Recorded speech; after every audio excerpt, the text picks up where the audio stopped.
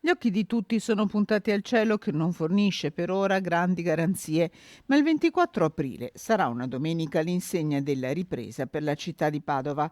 Tutto il perimetro all'interno delle mura cinquecentesche sarà bloccato dalle 8.30 alle 18.30 per l'ultima domenica ecologica dell'anno, ma a farla da padrona sarà la Padova Marathon, che riprende possesso del suo teatro naturale, Prato della Valle. Dopo 2 anni sofferti insomma, per la pandemia e che purtroppo non ci ha ancora abbandonato, ma quest'anno riusciamo a fare il nostro grande evento al completo, quindi torna la maratona, la mezza maratona e soprattutto anche la grande festa delle stracittadine. Partenze della maratona dallo Stadio Euganeo e della mezza maratona da Abano Terme, arrivo e partenze da Prato della Valle per le stracittadine, corse del tram ridotte, numerose le chiusure al traffico, non solo a Padova ma anche nei comuni di Abano Terme, Montegrotto, Teolo, Selvazzano e Rubano.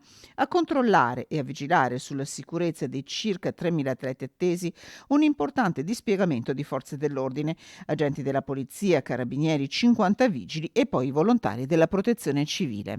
La protezione civile della provincia mette in campo circa 6 distretti e all'incirca 400 uomini, quindi è un'organizzazione importante. Come ogni anno insomma, nelle mani dei volontari si è al sicuro. Consegna dei pettorali in sala Rossini al Pedrocchi per i top runners che puntano alla vittoria della marathon. Tra loro l'etiope Fikadu Teferi Girma, il keniano Stanley Biwott, l'azzurra Anna Incerti.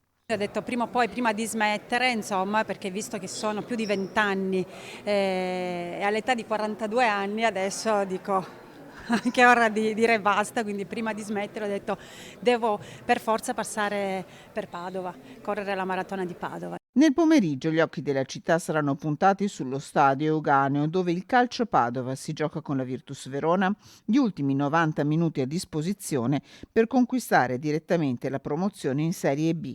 Fischio d'inizio alle 14.30.